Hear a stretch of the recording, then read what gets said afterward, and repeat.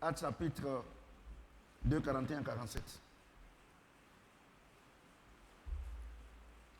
Actes chapitre 2, 41 à 47. J'ai lu la parole de Dieu. Ceux qui acceptaient sa parole furent baptisés. Et en ce jour-là, le nombre des disciples augmenta d'environ 3000 âmes. Ils persévéraient dans l'enseignement des apôtres, dans la communion fraternelle, dans la fraction du pain et dans les prières. La crainte s'empara de chacun et il se faisait beaucoup de prodiges et de miracles.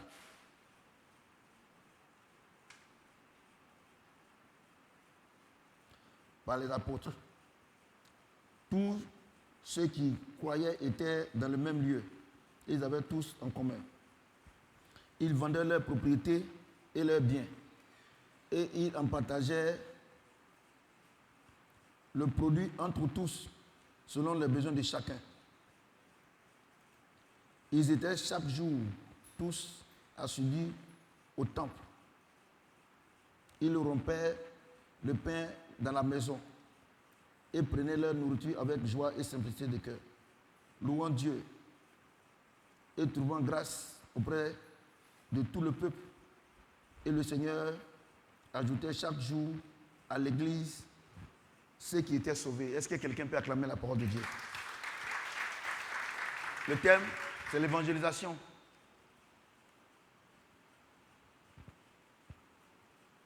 Le dimanche passé, nous avons vu le message de l'évangélisation. Il n'y a pas deux.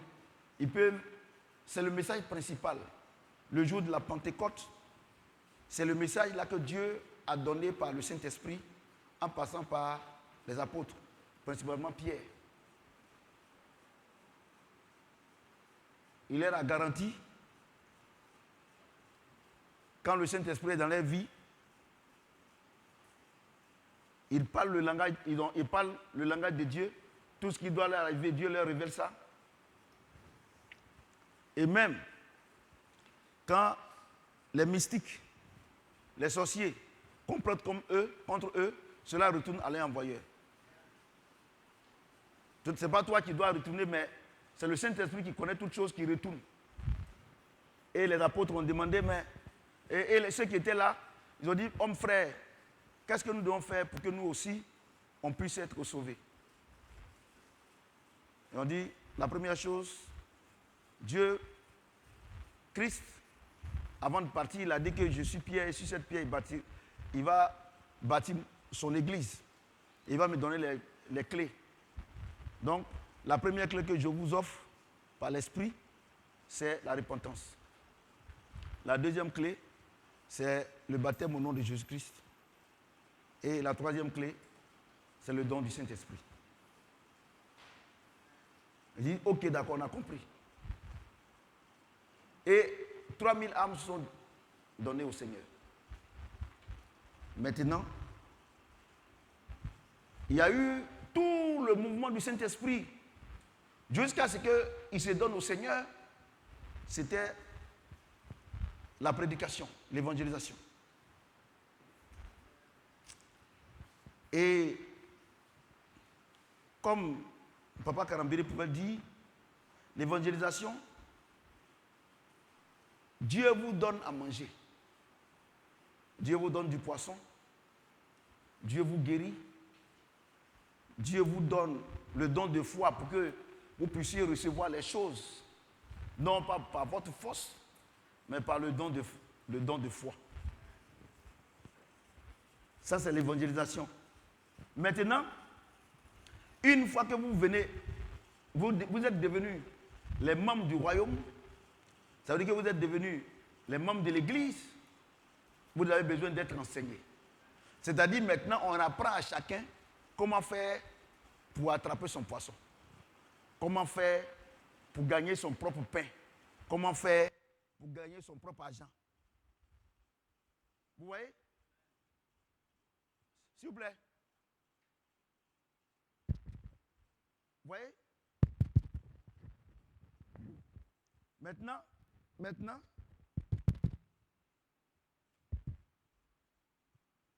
alléluia.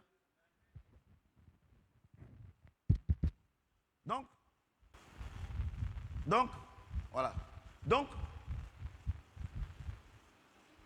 la confusion que les gens font, c'est qu'ils pensent qu'ils vont rester bébés toute leur vie. Bébés spirituels. C'est-à-dire qu'ils ne vont pas grandir. C'est-à-dire qu'ils veulent rester au stade de la prédication.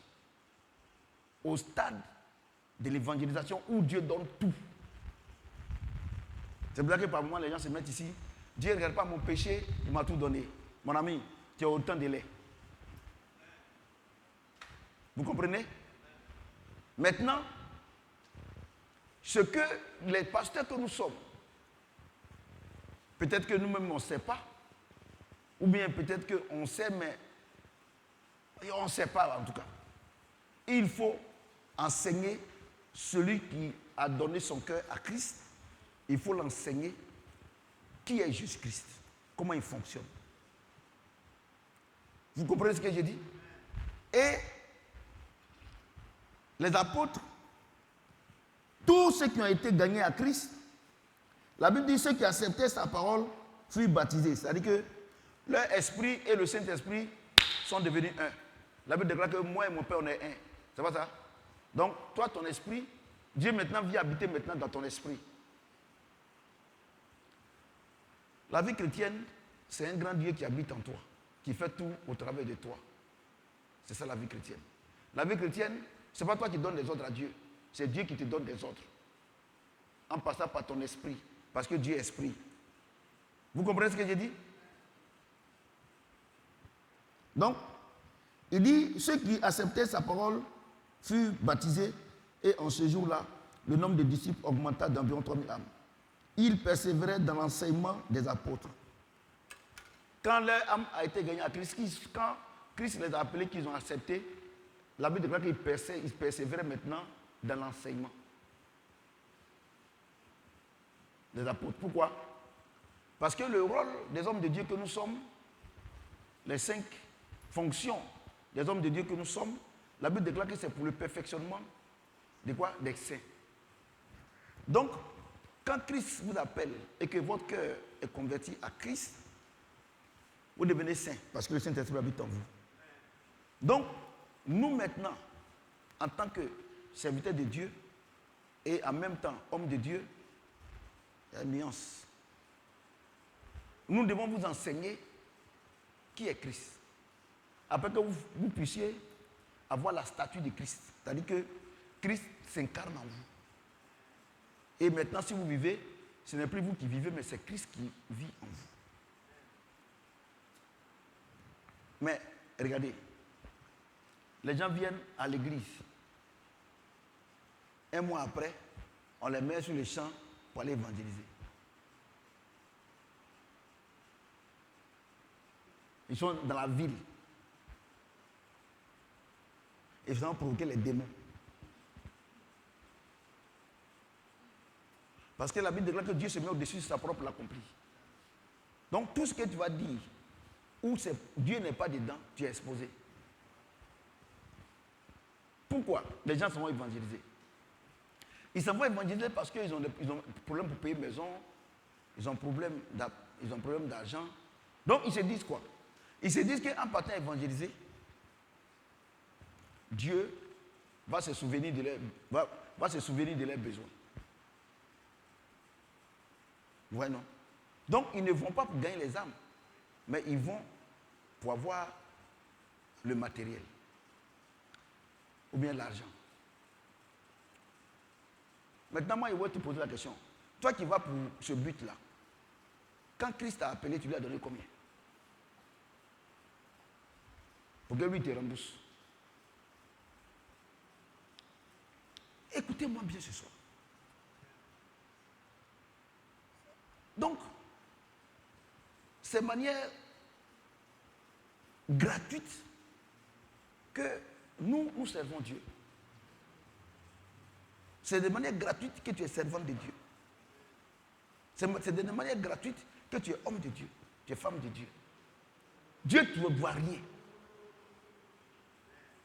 Parce que si vous n'avez pas mis ça dans votre tête, vous serez découragé. Quand Dieu va vous envoyer pour aller évangéliser, vous serez découragé. Parce que quand vous partez, vous pensez qu'en retour, vous devez avoir un salaire. Vous allez me dire, mais papa, Dieu m'a dit que l'ouvrier mérite son salaire. C'est ce que vous dites. Je suis d'accord avec vous. Mais l'ouvrier là, le champ là, c'est pour Jésus-Christ. C'est ça.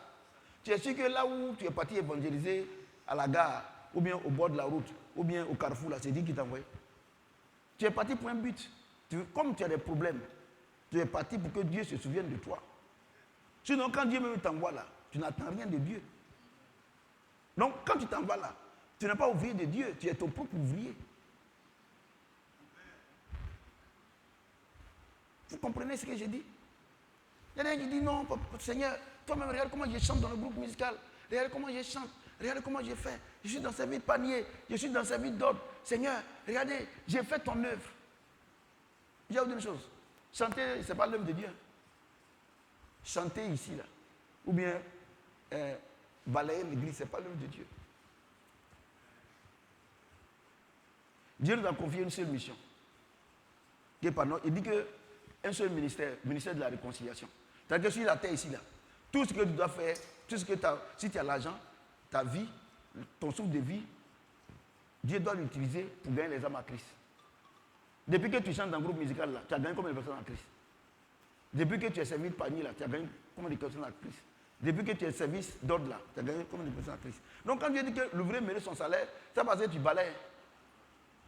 C'est ceux qui gagnent des âmes à Christ par leur vie. Par leur vie.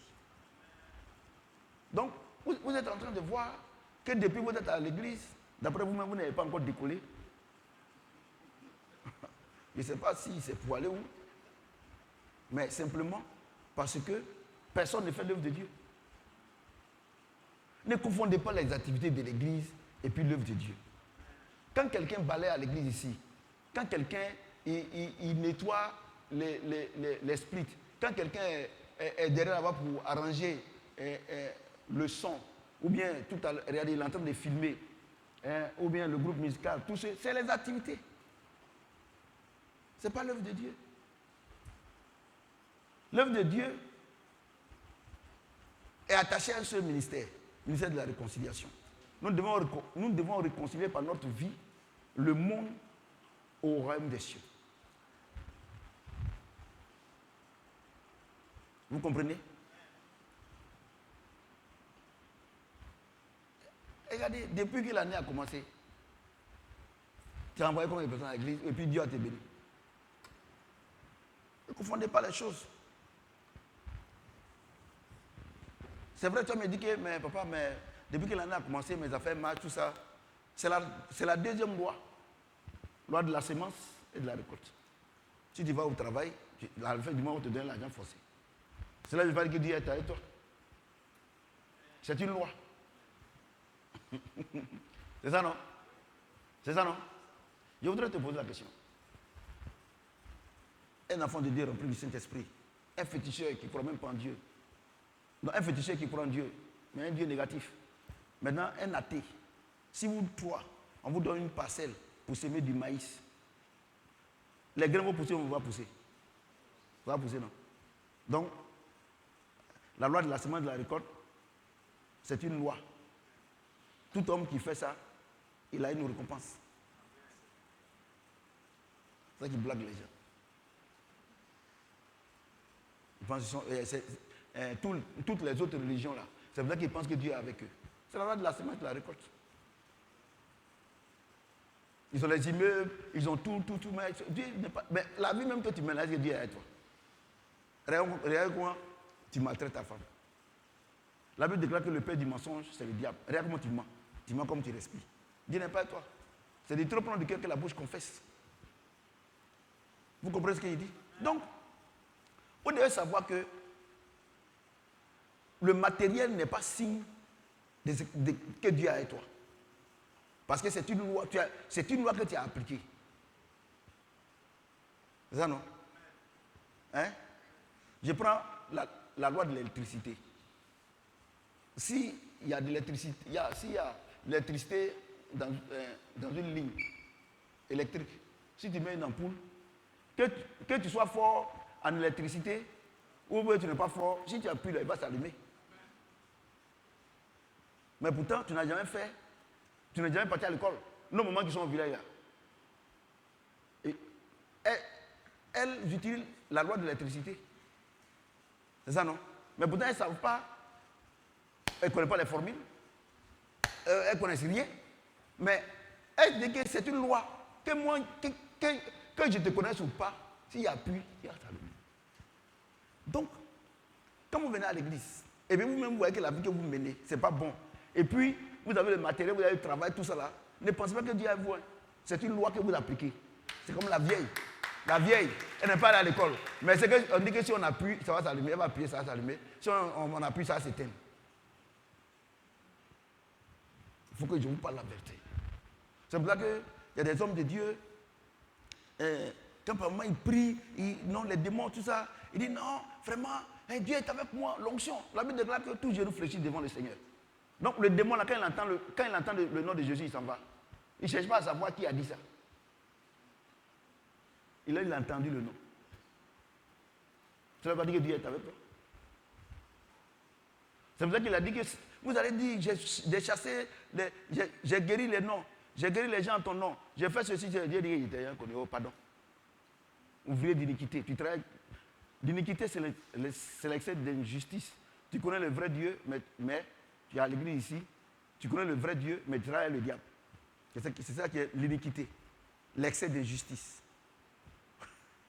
Le volume est bon. Tout doucement, madame Kwasi. Vous voyez? Donc, les gens, par moment, ils pensent que quand quelqu'un est marié, c'est qu'il est béni.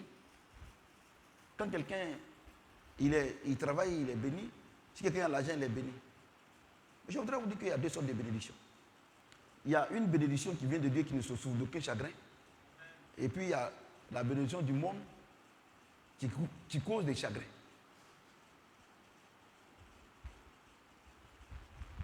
Vous voyez, non? Et les gens confondent ces deux bénédictions. Sinon, pour Dieu, ça ne souffre d'aucun chagrin. Et la plus grosse bénédiction qui ne peut jamais te causer du chagrin, c'est le Saint-Esprit. Parce que quand il est en toi, il est toujours content. Si quelqu'un veut te tuer, lui va le tuer, mais tu es toujours content. Ou bien. Mais tu as marié quelqu'un, tu dis que Dieu t'a béni, tu as rendu témoignage, mais il te trompe, tu ne peux plus dire à quelqu'un. C'est toi seul qui souffre. C'est ça, non? Tu as payé une voiture, tu veux ton lorobi, tu as payé à 50 millions, 150 millions, tu veux ton lorobi. Et puis, bam! Accident. Tu as perdu un pied. Ça, c'est bénédiction. La Bible déclare que la bénédiction de Dieu ne souffre d'aucun chagrin.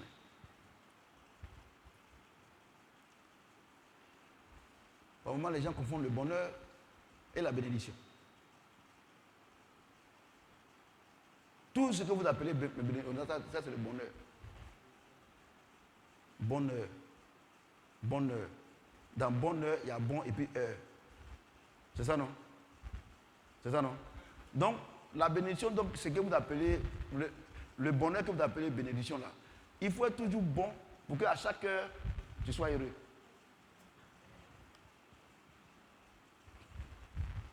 Comment tu as vu, non? Ouais. Qui peut faire ça pour toi? C'est le Saint-Esprit.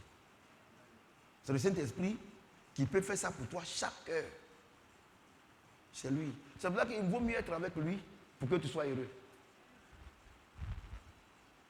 Quelqu'un entend le son de ma voix? Donc vous voyez que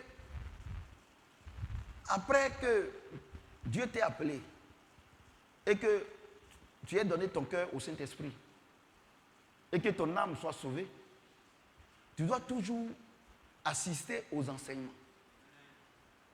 Et c'est pour ça que Paul dit, je couvre la perfection. Il apprend toujours avec Dieu. Mais qu'est-ce que nous constatons? Quand les gens viennent à l'église, ils n'ont rien. Et que Dieu commence à leur donner une petite activité et qu'ils commencent à avoir l'argent, ils n'ont plus le temps pour l'enseignement, mais ils ont le temps pour leur business.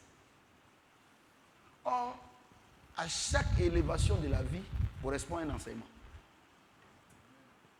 Je voudrais vous dire que les enseignements qu'on donne au CP1 est différent de l'enseignement qu'ils donnent au CM2. C'est ça, non? Ceux qui ne veulent pas aller loin, ils arrivent au CM1, on les libère. On les renvoie. C'est ça, non? Mais ceux qui veulent aller loin, comme le docteur Eli, comme le docteur Kwame, docteur Hachi, ils attrapent leur cœur, ils se privent de beaucoup de choses et ils vont juste au loin. Parce qu'un jour, il faut qu'eux aussi soient un modèle. Le problème, nous devons être des modèles. Vous comprenez, Paul dit, soyez mes imitateurs comme je le suis pour Christ. Moi, par exemple, je suis un modèle. À tous les niveaux. C'est Dieu qui l'a fait. Mais on a traversé beaucoup d'épreuves. Mais on n'a pas lâché la main de Dieu. Mais qu'est-ce qui a fait qu'on a pu tenir tout ce temps? C'est à cause de l'enseignement que Dieu nous donne. Parce que la parole de Dieu est une espérance. Quand tu as la parole de Dieu, tu connais la parole de Dieu, tu espères toujours. Parce que tu te dis que la parole de Dieu ne ment point. Et le problème, ce n'est pas la parole, mais c'est toi. Et tu dois t'attacher à cette parole pour que tu deviennes la parole. Vous comprenez? Mais qu'est-ce que nous constatons? Vous priez beaucoup plus que l'enseignement. C'est-à-dire que vous mettez la prière avant la parole de Dieu. C'est pour ça que votre vie est misérable. Parce que vous pensez que la prière peut changer votre vie. La prière ne peut pas changer la vie de quelqu'un. Le Seigneur a dit que vous êtes saints parce que je vous ai donné ma parole. C'est la parole de Dieu qui te rend saint. Vous comprenez? Mais il y a combien de chrétiens, chaque jour, ils méditent la parole de Dieu? Il y a combien de chrétiens qui écoutent les messages après qu'on soit quitté ici? Vous passez tout votre temps. Vous passez tout votre temps à prier. Et alors que la Bible déclare que Dieu se met au-dessus de sa parole pour l'accomplir. Toute prière que tu dois faire qui n'est pas conforme à la parole de Dieu, Dieu ne va pas exaucer. C'est pour là qu'il dit que si nous demandons quelque chose selon sa volonté, on l'accorde. La volonté de Dieu, c'est quoi? C'est sa parole. Or, qu'est-ce que nous constatons?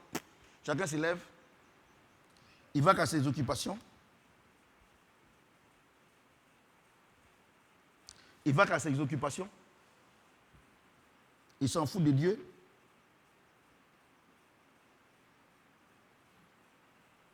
Il fait ce qu'il veut. Et quand il arrive le soir, il pense qu'il peut changer toutes ces choses-là par la prière.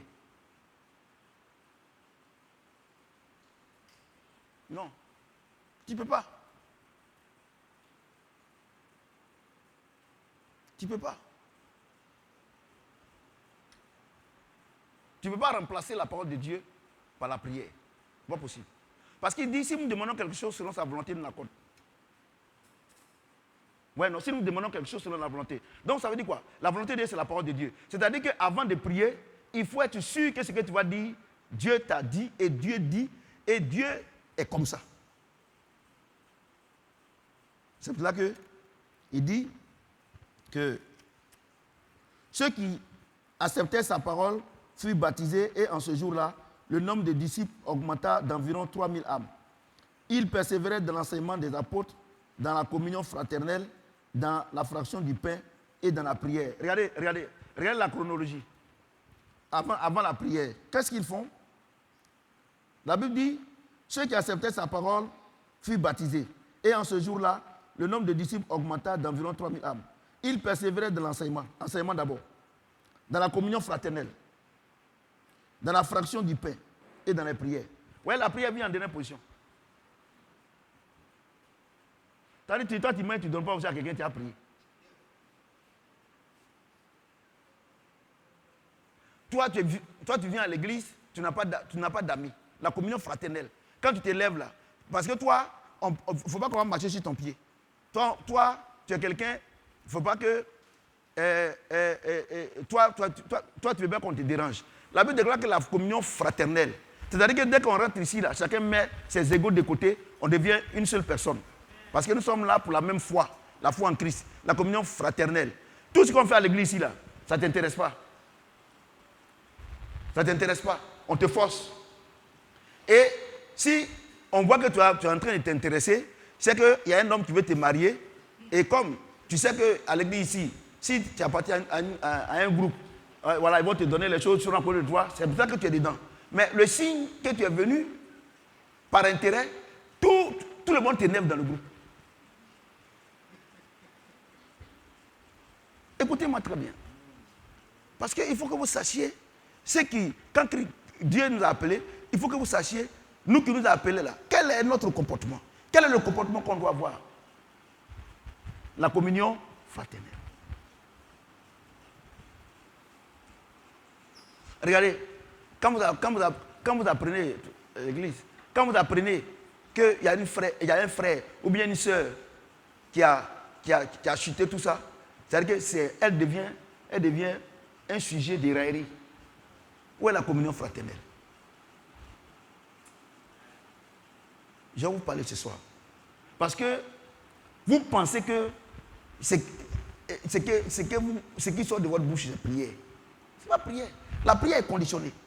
D'abord les enseignements. C'est ça, non? C'est ça, non? D'abord les enseignements. La communion fraternelle.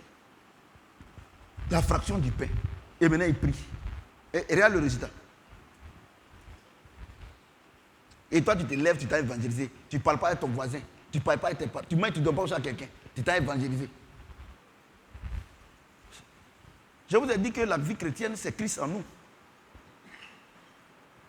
Et il dit, tous qui croyaient dans le même lieu, et ils avaient tous en commun. Ah non. Ils persévéraient dans l'enseignement des apôtres, dans la communion fraternelle, dans la fraction du pain et dans la prière. La crainte s'emparait de chacun et il se faisait beaucoup de prodiges et de miracles par les apôtres. Donc, ouais, moi je suis serviteur de Dieu. En même temps, je suis un homme de Dieu. Dieu doit passer par moi pour vous bénir, pour faire des miracles et puis des prodiges. Mais Dieu dit voilà la condition. Première condition, il devait t'enseigner. Deuxième condition, il doit avoir la communion fraternelle. Il doit partager et prier. En ce moment précis, là, si tu pries là, je veux faire quelque chose pour eux. Mais quelqu'un qui mange, il ne donne pas aussi à quelqu'un. Quelqu'un, il n'est pas enseigné. Vous voyez? Quelqu'un qui vient à l'église, il est seul dans son coin. Bon, comment? Toi, tu veux me demander d'opérer des miracles dans sa vie. Donc, quand on vient à l'église, comme Christ, dans son village, il n'y avait pas eu de miracles. Quand on vient à l'église, là, si avant on faisait ces bêtises-là, il y a deuxième heure, les gens se parlent, ils ne se parlent pas au deuxième heure. Vous voyez? Mais Dieu m'a dit non. Et c'est pour ça que, même quand vous venez à l'église, si je dois prier pour les malades, il faut que Dieu me donne l'ordre. Si je dois prier pour les hommes d'affaires, il faut que Dieu me donne l'ordre. Si je dois prier pour telle chose, Dieu me donne l'ordre. Pourquoi? Parce que avant, je pensais que c'était automatique. Or, il dit ceux qui sont conduits par l'Esprit de Dieu sont fils de Dieu. C'est vrai, la parole est là, mais il faut que le Saint-Esprit te parle. La foi vient de ce qu'on entend, et ce qu'on entend vient de la parole de Christ. Vous voyez? Donc, c'est vrai, tout ça c'est écrit. Mais je ne dois pas me lever pour faire ce que je veux. Quand je viens, le Saint-Esprit doit me dire, voilà ce que tu dois faire. Vous voyez, non? C'est pour ça qu'il dit, ne vous empressez pas à imposer les mains aux gens. Ne vous empressez pas. Parce que dans l'assemblée, là, il y a des gens qui ne se parlent pas. Elles sont dans l'église, elles font jalousie sur un homme. Garçon, c'est la même chose. Non, les gens viennent à l'église, chacun vient Et chacun vient pour son propre intérêt. Or, le Seigneur dit qu'on ne vient pas pour son propre intérêt. Vous comprenez ce que j'ai dit? Donc, tu rentres dans une église. Dieu parle de la communion fraternelle. Tu es dans l'église. Tu n'es pas à aucune activité de l'église. Quand tu viens, tous les mardis, tu vas venir, on n'a qu'à prier pour toi. Tu n'as pas d'amis dans l'église. Ça veut dire que la communion fraternelle, là, tu n'as pas. Les églises annexes, tu ne vas pas là-bas. Tu penses que tu fais du mal à quelqu'un? C'est toi-même. Vous savez, le jour que j'ai découvert que la vie chrétienne, là, c'est pour chacun lui-même, j'ai arrêté de faire des prières pour moi-même me faire plaisir. Parce que ça ne touche même pas Dieu.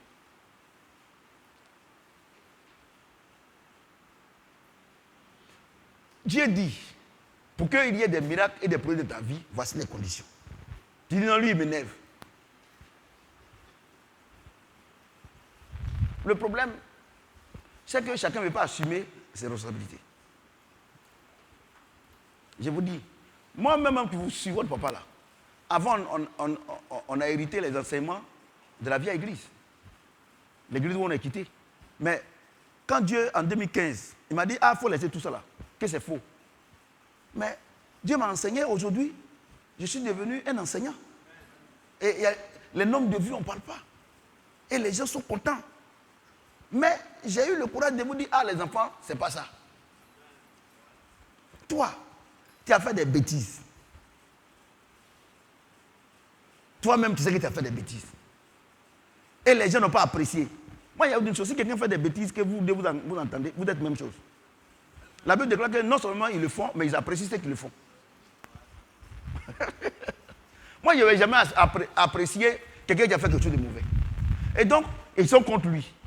C'est-à-dire que ceux qui sont mauvais là, et ceux qui sont bons, ils sont contre. Ils ne sont pas contre toi. Vous ne pouvez pas vous entendre. Vous n'avez pas la même nature.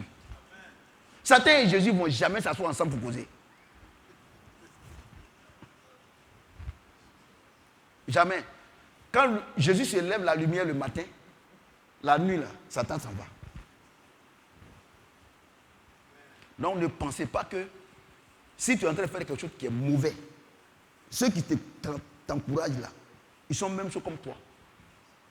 Sinon, celui qui n'est pas la même nature que toi, il va te dire, mon frère, ce que tu fais, c'est pas bon. Vous comprenez ce qu'il dit? Et ce qui est mauvais dans ça là, si c'est l'homme qui fait, sa femme le soutient. Vous savez, il y a autre chose. Dans le mariage là, regardez, dans le monde, tu soutiens ton mari, quel que soit ce qu'il fait. Ou bien ta femme. Mais en Christ, tu soutiens Christ. Pourquoi? Parce que Christ est nous sommes l'épouse de Christ. Donc on défend le nom de Jésus-Christ. Ce que ton mari est en train de faire là, est-ce qu'il défend le nom de Jésus? Et puis tu le soutiens. Ce que ta femme est en train de faire là, est-ce qu'elle soutient? Parce que c'est comme vous ne savez pas, on a un seul époux. Hein. On est sur la terre ici, là, les enfants qu'on fait là. Ça c'est époux prime. Hein. C'est seconde épouse. Seconde épouse. En tout cas, je ne vais pas laisser mon mari. Il ne faut pas laisser ton mari. En tout cas, je ne vais pas laisser ma femme. Il ne faut pas la laisser. Dans tous les cas, tu n'as pas besoin de nous dire ça. Vous avez le même comportement. Regardez. Communion fraternelle. Fraction du pain. C'est ça, non? Et puis ils prient ensemble. Prodige, miracle. Vous savez, il y a une chose. La Bible déclare que si Dieu s'accorde pour demander quelque chose en son nom, il donne non. Toi, tu es seul. On va prier. Dieu dit que pour qu'il te donne, pour ne pas que demain tu parles, il faut 2 personnes. Toi, tu es seul. Mais c'est quoi que tu as vu? Est-ce que tu comprends bien? Dieu dit que lui, là, pour que quelqu'un ne se vante pas. Parce que c'est lui seul qui est dans son conseil. Donc, il est jaloux. Donc, il nous a fait à son image, là. Pour que lui nous donne... Si lui, il est seul, ça vient. Mais nous, les hommes, il faut 2. C'est pour ça qu'il parle de la communion fraternelle. Toi, tu viens à l'église, tu es seul. Et Dieu te donne. Toi, tu veux rivaliser avec Dieu. Hein? Ne dormez pas. Hein? Toi, tu veux rivaliser avec Dieu. Vous ne connaissez pas la parole. C'est pour ça que vous avez besoin d'enseignement. Prière. C'est quoi ça? Oh. Et puis, regardez comment vous priez. Dieu dit que c'est des choses que Dieu a préparées d'avance, non? Mais regardez ce que toi tu pries là. Toi tu donnes des ordres à Dieu. Cette année, Seigneur, c'est mon année. Il faut prendre 2024, tu vas mettre chez toi en même temps. Comme c'est pour toi. Tu prends, tu la tasses, il est chez toi. Là, chez nous, peut-être que c'est nous, c'est 2012 qui est chez nous, ou bien 2023 qui est chez nous. Comme tu dis que c'est ton année. Regarde, il y a des prières comme ça. Il faut proclamer, cette année, c'est mon année. 2024, c'est combien? C'est un seul. Comment tu vas prendre? Si tu payes nous autres. Il y a des prières comme ça. Ça, c'est prière, ça là. Les gens vous blaguent. Alléluia. Vous voyez, non?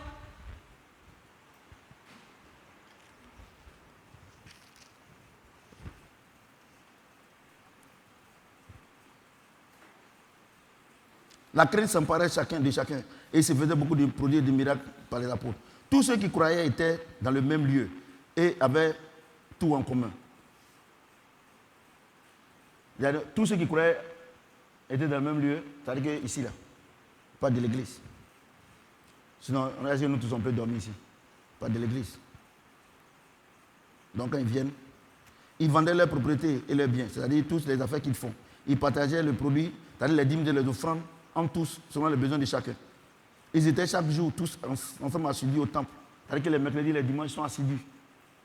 Pourquoi Dieu parle ici d'assiduité? Il parle d'assiduité parce que l'église est une école. Regardez les cours que tu tires. Et toi, tu vas avoir la moyenne à la fin de l'année. Mais il faut que je vous parle. Parce que les gens vont dire que mais comme lui, les pasteurs, c'est pour ça qu'il dit ça. Parce que lui, comme il nous enseigne, tout ça, tout. Si tu parles comme ça, c'est que tu n'as rien compris dans l'affaire. Parce que la Bible dit que Jésus lui-même, là, avant qu'il annonce que le Saint-Esprit va venir, il dit qu'il était assis, il enseignait. C'est ça, non? Jésus enseignait. Mais Dieu dit que pour que lui te bénisse, il faut être assidu aux enseignements à l'église. C'est-à-dire que toi, tu fais école missionnaire.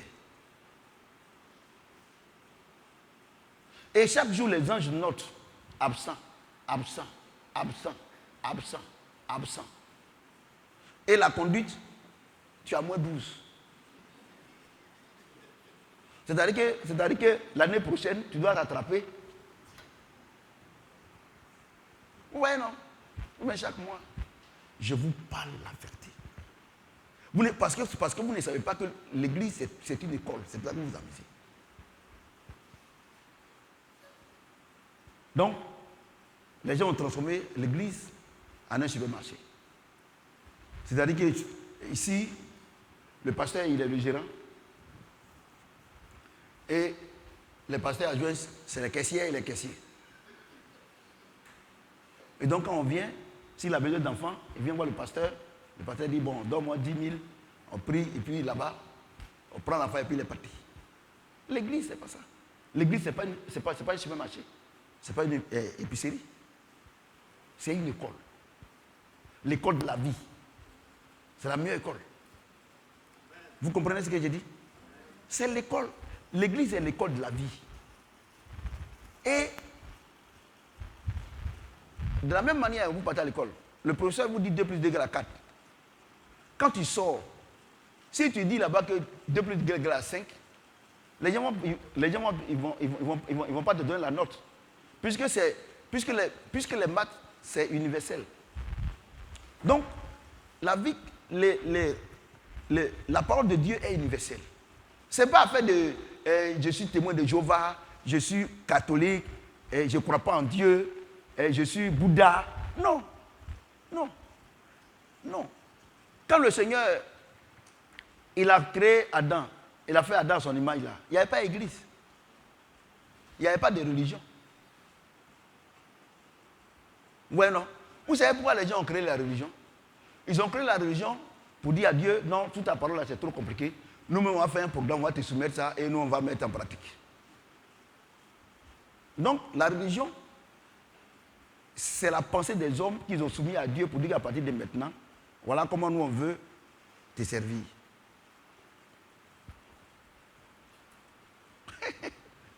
Ouais, non? Donc les catholiques, ils ont leur religion, les évangéliques, ils ont leur religion, les assemblées de Dieu, ils ont pour eux, c'est ce qu'ils appellent la doctrine, les musulmans, ils ont pour eux, les Bouddha, il a pour lui, et tout cela. Moi, ce qui me plaît, quand on va arriver au ciel là-bas, là, Adam et Ève, là, chacun de nous va dire c'est quelle religion est pratiquée. C'est pour là que nous prêchons Christ crucifié. La mission de Shadrach, c'est pour être identifié au niveau de l'État de Côte d'Ivoire. Parce que nous devons être soumis aux autorités. Donc, il faut avoir un nom pour qu'on puisse s'identifier. Sinon, ici, nous ne prêchons pas d'une religion, mais nous prêchons Christ crucifié et ressuscité. Vous voyez, non?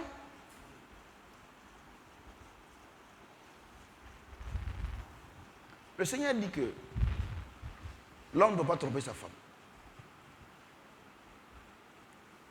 Je devrais poser la question. Quand le chrétien trompe, quand le chrétien trompe sa femme se fâche ou bien elle ne se fâche pas? Elle se fâche, non? Quand le païen trompe sa femme, elle se fâche ou bien elle ne se fâche pas? Quand le musulman trompe sa femme, elle se fâche ou bien elle ne se fâche pas? Quand Bouddha trompe sa femme, elle se fâche ou bien elle ne se fâche pas? Donc vous voyez qu'à faire de la parole de Dieu, ce n'est pas faire de religion.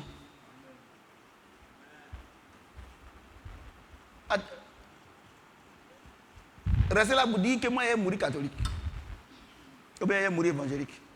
Au ciel là-bas, vous allez comprendre que Jésus-Christ, ce n'est pas une religion.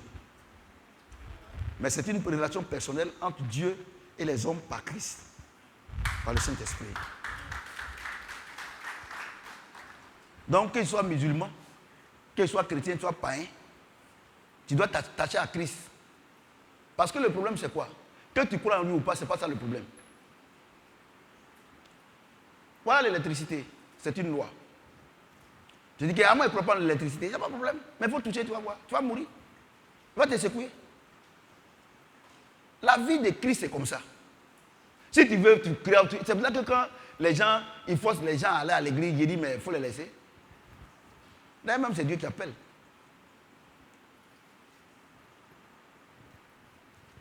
Et il dit, ils étaient chaque jour tous assidus au temple. Ils rompaient le pain dans les maisons et prenaient leur nourriture avec joie et simplicité de cœur, c'est-à-dire humilité. Louant Dieu et trouvant grâce auprès de tout le peuple. Ouais, non? C'est-à-dire que, regardez le comportement qu'ils ont. Donc le peuple, c'est-à-dire que ceux qui ne sont pas chrétiens, ceux qui ne sont pas païens, ceux qui ne sont pas disciples du Seigneur, ils te disent, ah, mais ils sont bien. Mais regardez, c'est pas elle là, avant elle était méchante là.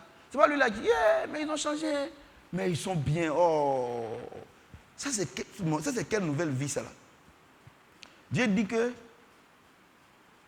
de la manière, les gens du dehors, les gens qui n'ont pas encore Christ en eux, et vous apprécient là, Dieu permet que les gens vous rejoignent. Mais regardez toi-même, on ne t'apprécie pas. Dieu va envoyer quelqu'un chez toi. Est-ce que tu ne vas pas tuer la personne?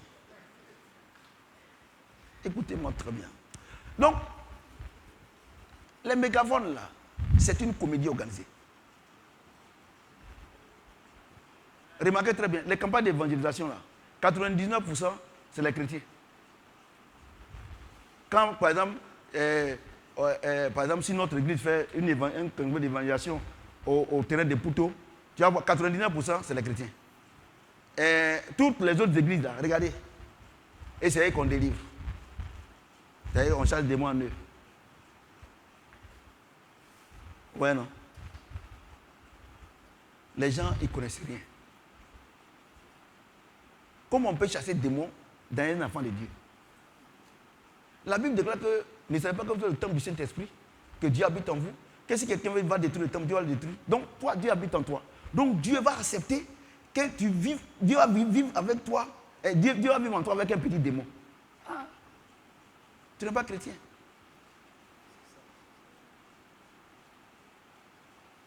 Alléluia.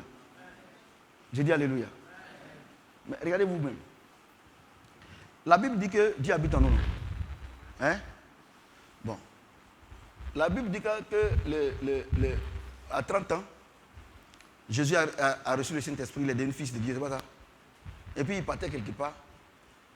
Et puis les démons disent, fils de l'homme, est-ce que le temps est arrivé pour que tu nous fasses perdre? C'est ça, non? Est-ce que le temps est arrivé? Pardon, il faut le mettre dans les pourceaux là, et l'envoyer là-bas. C'est ça, non? Et puis le jour de la Pentecôte, l'église est créée. Christ est venu habiter en nous. Donc, Christ habite en nous maintenant. Tous les démons qu'on croise là, ils font quoi? Hein? Et ils se posent la même question. Hé, chef, est-ce que c'est le temps que tu vas nous faire perdre? C'est-à-dire que le démon lui-même, sur la route, il dit que, est-ce que toi tu viens vers moi me faire quoi? Parce que le temps n'est pas encore arrivé. Le temps que Dieu a fixé pour dire qu'il va nous mettre dans le feu éternel, il va tâcher notre patron là. Le temps n'est pas encore arrivé. Et il se trouve que toi tu dis que Jésus habite en toi. Et le démon, il vit en toi. Ou il ne peut pas dire. Il ne peut pas dire que tu es venu le faire perdre. Au point où c'est lui qui te perd. Et il y a des mensonges comme ça. Comment on peut délivrer un chrétien? On peut délivrer quelqu'un qui a le Saint-Esprit.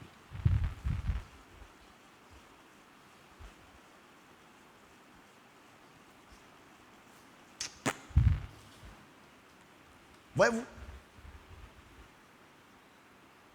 C'est pour cela que le Seigneur dit, nous à qui le Saint-Esprit habite là, on ne va pas attrister le Saint-Esprit. Il dit, ne donnez pas accès au diable. Il dit que le soleil ne se couche pas suite à colère. Ne donne pas accès au diable. Le Saint-Esprit est en toi. Si tu la triste, cette parole s'accomplit dans ta vie. Le démon va rentrer. Je vous pose la question. Tu as ton fils. Il est content. Si quelqu'un vient te frapper là, il va botter la personne. Non? Mais si ton fils n'est pas content, si quelqu'un vient pour te botter là, il va dire, il faut faire en même temps. C'est vrai mais c'est faux. Donc, l'accès que le diable a en vous, c'est parce que vous attristez le Saint-Esprit. Il ne donnez pas accès au diable. Vous voyez, non?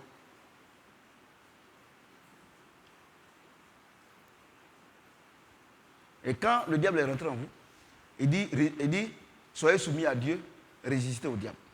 Dieu, c'est la parole de Dieu. Donc, si le diable est rentré en toi, parce que tu lui as donné accès, la seule manière pour que le diable parte de chez toi, c'est de vivre selon la parole. C'est tout. Il n'y a pas de délivrance.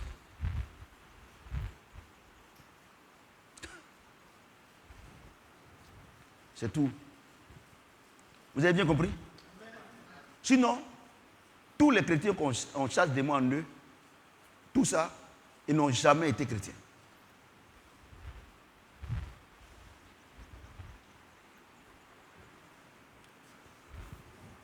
Alléluia. Est-ce que quelqu'un peut acclamer le Seigneur? 1 Pierre 3. 1 Pierre 3.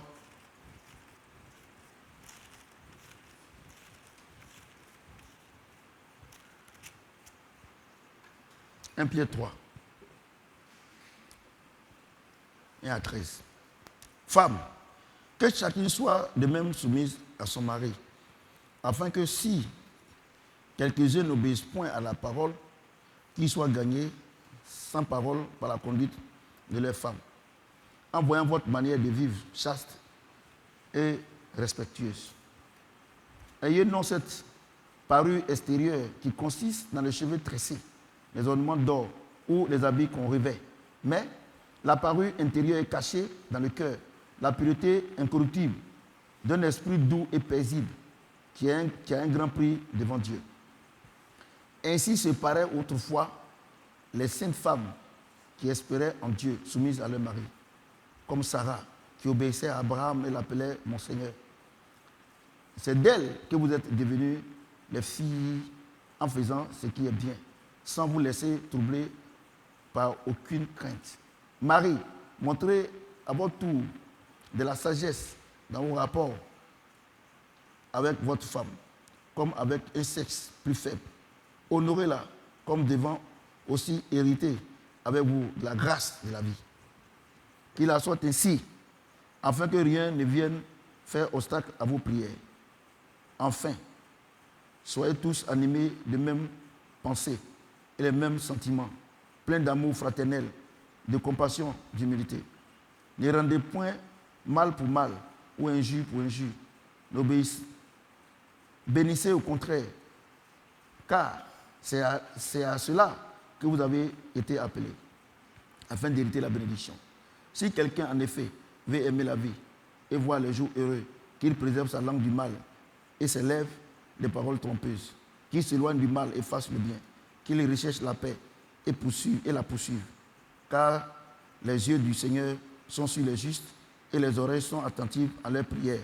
Mais la face du Seigneur est contre ceux qui font le mal. Quelqu'un peut acclamer le Seigneur? Voyez-vous, l'Église est composée de familles. L'Église du royaume des cieux est composée de familles. La preuve en est que dès que le culte finit net là, chacun rentre chez lui. Je suis l'un des plus grands prédicateurs. Chacun rentre chez lui, non? Voilà. Maintenant, Dieu dit qu'on n'a pas besoin de mégaphone. Il commence par la femme. Il dit, femme, soyez soumises à vos maris. Afin que si quelqu'un ne croit pas, que par votre comportement, il soit gagné à Christ. Écoutez-moi très bien. Quand Christ, le Saint-Esprit est descendu, les gens sont rentrés dans l'église, les apôtres ont enseigné, il y a eu 3000 âmes. Le premier message de l'évangélisation, c'est démembrer. Et la première personne qui a reçu le message d'évangélisation, c'est la famille. Vous voyez? Donc Dieu dit que dans une famille, là, pour que les gens soient gagnés, pour que votre famille, vous arrivez à envoyer les gens à l'église, pour que leur cœur soit converti, ce n'est pas faire des mégaphones. Ce n'est pas faire de l'évangélisation dans un stade. Ce n'est pas faire d'évangélisation porte à porte.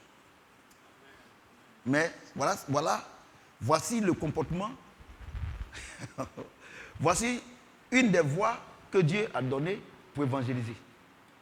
Il dit, femme, que chacune soit de même soumise à son mari, afin que si quelques-uns, vous avez dit, il n'a pas dit quelques-unes, hein? Quelques-uns, c'est-à-dire femmes et garçons, n'obéissent point à la parole, ils soient gagnés sans parole par la conduite de leurs femmes. Donc, vous voyez, donc toutes les femmes, vous qui êtes dans un foyer, vous qui êtes, même si vous n'êtes pas dans un foyer, vous êtes chez vos parents, les filles, vous partez à l'école, tout ça là. Dieu dit que vous n'avez pas besoin de dire à quelqu'un, il faut aller à l'église. C'est par ton comportement que vous allez les gagner. Si tu voles, comment tu peux aller dire à quelqu'un que toi tu voles, ta camarade sait que tu voles, tu dis qu'on va aller à l'église. Mais tu mens. Tu ne respectes pas tes parents. Il dit femme. Il parle des femmes d'abord. Que les femmes soient soumises à son mari. Vous voyez? Regardez, tellement que vous faites par là, c'est les voisins non païens qui viennent séparer. Parce que tu n'es pas une femme soumise. Et quand tu as mangé, que tu es rassasié, voisine, est-ce que dimanche on peut aller à l'église ensemble? Regarde ton comportement.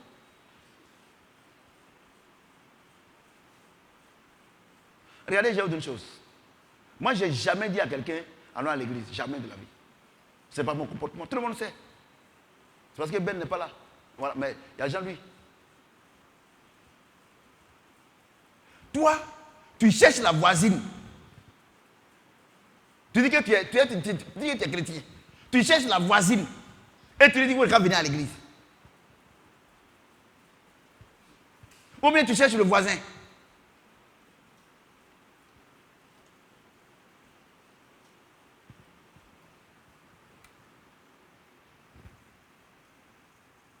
Vous savez, je vais vous dire une chose. Si Dieu t'a mis dans un foyer, toi tu es femme, c'est comme je disais comme ça la dernière fois, il y a combien d'habitants en Côte d'Ivoire? Il y a 30 millions. Mais il n'y a pas 30 millions de maisons. Donc, quand Dieu te donne la grâce de construire une maison, c'est une grâce. Donc, quand Dieu te permet de rentrer dans un foyer, Dieu, il n'y a pas de quand toi-même tu rentres dans un foyer. Quand Dieu te permet d'arriver dans un foyer, c'est une grâce. Donc, Dieu dit, de la manière, il t'a permis de rentrer dans un foyer là, tout ce que tu peux lui donner, que par ton comportement, les gens soient gagnés à Christ. Sinon, ton argent, il donne cela, il ne fait rien. L'argent, c'est pour toi. Ce n'est pas pour lui. Là, l'argent appartient à qui? Vous gonflez, on dirait des dindons, on dirait que des choses. C'est connerie.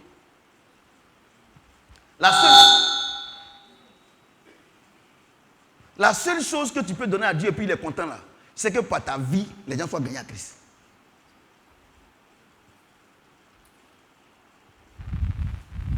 Je vous dis la vérité. Vous n'avez pas bon témoignage. Les gens vont vous suivre comment? Et vous venez à l'église, c'est-à-dire que Dieu va encore vous bénir. Vous savez, l'église, c'est pas un camp de fétichisme. Hein? Seigneur, il faut combattre pour moi. Seigneur, combat mes ennemis. Comment Dieu peut te combattre tes ennemis alors que toi tu les aimes? Qu'est-ce qu'est l'ennemi? Vous êtes ensemble, vous faites tout ensemble. C'est pas ton ennemi.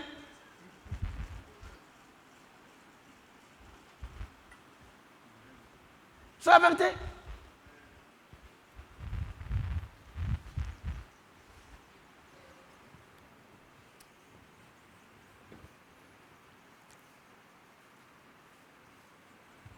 En voyant votre manière de vivre, chaste et respectueuse. Chaste et respectueuse. Chaste. Chaste. C'est-à-dire que tu ne cherches pas de garçon partout. C'est toi, tu goûtes à tous les garçons, on dirait bonbon. Dans l'église. Et en dehors de l'église. C'est toi, tu goûtes à toutes les femmes. Bon, on n'a pas encore arrivé chez les garçons. Donc, pour le moment, on ne va pas arriver là-bas d'abord. Mais on peut sauter quand même de temps en temps. Vous voyez, non? Chaste et respectueuse. Toi, tu es dans le foyer. Toi, tes amis, c'est les païennes. Et tu trompes les maris. Vous êtes ensemble là-bas. Et quand tu prends ton démon, ton démon d'adultère là, quand tu viens, tu causes du temps à ton mari, même il veut te toucher la nuit là. Et tu fais ton visage comme ça. La Bible déclare que le corps de l'homme, le corps de la femme ne lui appartient pas. Hein. Ça appartient à l'homme et vice versa. Laisse-moi, j'aime me reposer tout ça là. Et puis ce qui est bizarre dans cette affaire là, quand elles ne sont pas encore mariées là, de la manière elles sont bien. Mais dès qu'elles sont mariées, surtout en Christ, elles pensent qu'elles ont tout eu. Donc maintenant, elles ne veulent plus satisfaire leur mari. Donc maintenant, si leur mari veut partir avec elle, elle veut attendre son temps. C'est quand elle est... Mon ami, il faut te méfier. Hein. Ah, c'est baisse de tension. Ok. Ouais, non, pardon. C'est baisse de tension. C'est Alassane. Oui. Mais c'est lui qui gère le pays. Ouais. C'est-à-dire que, moi je vous dis la vérité. Sois soumise. C'est ça qu'on est en train d'expliquer ou bien il ne faut pas expliquer? Et c'est quand elles sont contentes qu'elles vont avec leur mari. Mais la Bible déclare que ce n'est pas comme ça. Maintenant, et le jour que toi aussi, tu es contente que lui dit, il ne fait pas. Tu fais comment? Ah, parce que ça peut arriver. Parce qu'il faut qu'on vous explique. Il faut qu'on vous explique ça là. Tu me connais, non? Tu me sais que quand elle parle comme ça, c'est dans la chambre. Mais je vais vous dire une chose. Vous devez me poser la question, est-ce qu'un chrétien peut divorcer? Oui. La Bible déclare que si c'est ton œil qui est une occasion de chute, il faut l'enlever.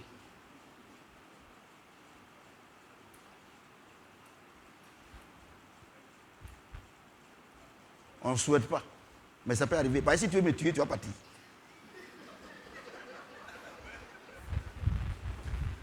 Vous jouez. Dieu dit, ce que Dieu a uni, que personne ne sépare. Ce que Dieu a uni, que personne ne sépare. C'est le même Dieu qui a dit que le corps de la femme ne lui appartient pas. Et il dit, ne donnez pas accès à Satan. Donc si à cause de toi, ton mari se masturbe, ta femme te masturbe, ou bien ta femme est chez le garçon, tout ça là, un matin, Dieu va dire merde. Et il est allé en bas. Dieu dit que si l'homme veut partir, il n'y a pas de problème. C'est pas ça? Ah, il a dit, hein? Il a dit non. Que si la femme veut partir aussi, il n'y a pas de problème, non? Non, il n'y a pas de divorce. Il y a divorce, non?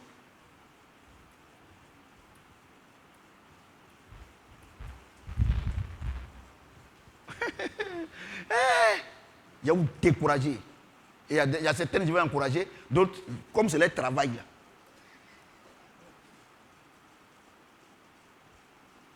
Maintenant, me dit, mais si ta femme, si j'ai fait ça et que mon mari m'a trompé, est-ce qu'il a péché? Oui, il a péché. Mais la Bible déclare que si nous confessons nos péchés, il est juste et bon pour nous pardonner.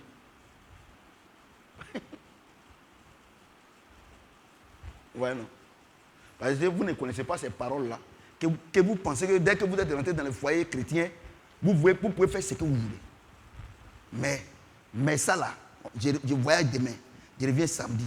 Dimanche, on se retrouve ici. Vous allez comprendre, il y a rentré en profondeur. Surtout vous les femmes là, vos plumes là, il y a tout cassé. Parce que quand vous rentrez dans le foyer, vous pensez, c'est-à-dire que, mais moi je ne comprends pas.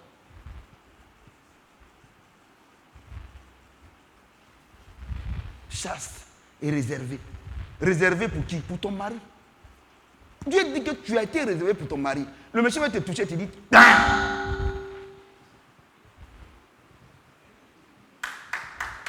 C'est la connerie. C'est des bêtises. Et toute la nuit, le diable, il est là. Puisque, vous savez, il y a une chose. La parole de Dieu, c'est comme courant. On dit on ne touche pas. Normalement, il ne croit pas. Il faut toucher, tu vas mourir. Quand le diable voit que tu as fait ça, parce qu'il rôde. Peut-être qu'il n'est pas dans la maison, mais il est à la fenêtre, il voit. Dès que tu fais ça net là, il rentre. Monsieur va se masturber. La femme aussi, c'est la même chose. C'est pour ça que les chrétiens, les femmes mariées se masturbent beaucoup, les hommes mariés se masturbent beaucoup à cause de ça là.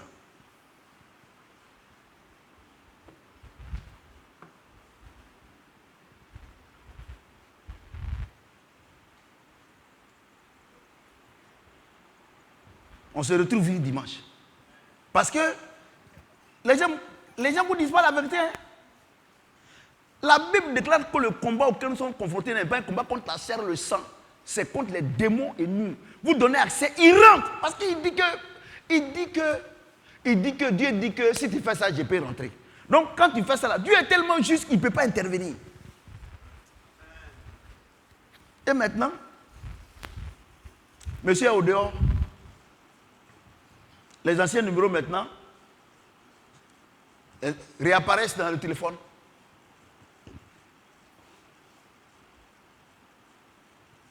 On va se trouver ici, dimanche. Surtout les femmes chrétiennes, mariées, c'est elles qui causent, c'est elles qui pêchent avec cela. Parce qu'elles se disent que, dans tous les cas, quand il va revenir, il ne peut pas tromper. Et il ne peut pas tromper tout cela. Il faut te réveiller. Si on ne le fait pas parce qu'on a la crainte de Dieu.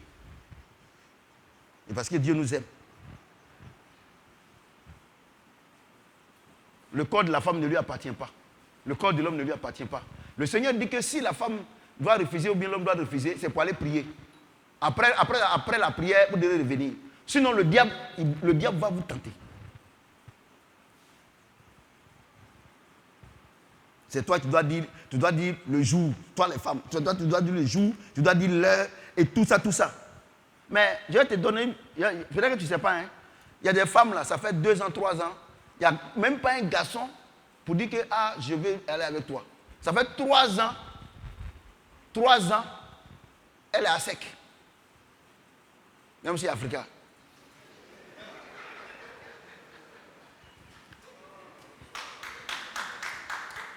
On va se retrouver ici. Et quand c'est comme ça, le monsieur, il est là, il va voir la voisine. Il faut parler à ta copine là. Il faut parler à ta camarade là. Ça fait 1 mois, 2 mois, je ne sais pas ce qu'elle lui a fait. Elle ne veut pas que je la touche, tout ça là. Et doit un peu non. Maintenant, la fille là n'est pas convertie. Et ton mari va là-bas pour la voir parce que c'est vous deux vous marchez ensemble.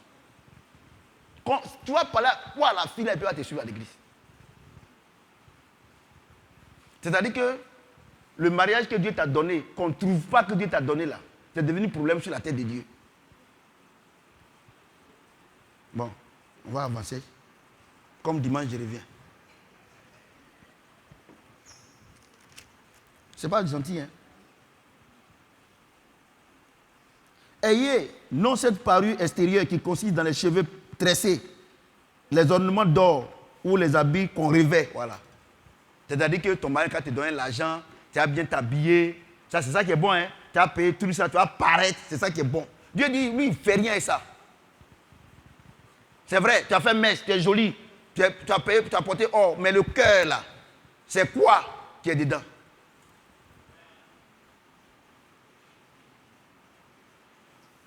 Parce que vous pensez que c'est tout cuit. D'ailleurs, même là, on est en train de lire pour partir en bas là-bas.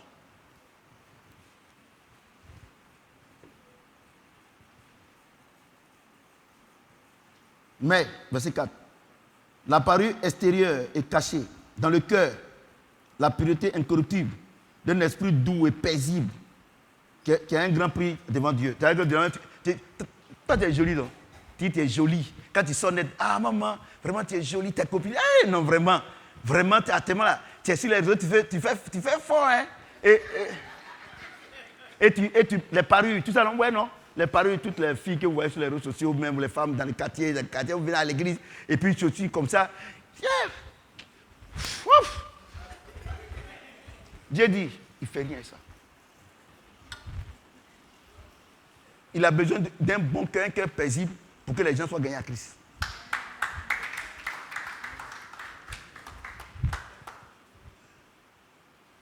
C'est méchant, hein, quand vous faites ça. Très méchant.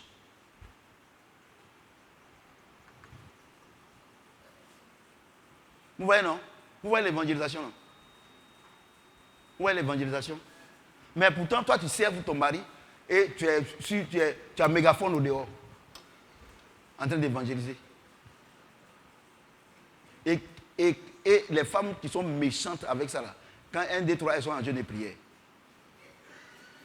elles font 2 semaines. Quand elles font 2 semaines, le mari ne veut pas les toucher.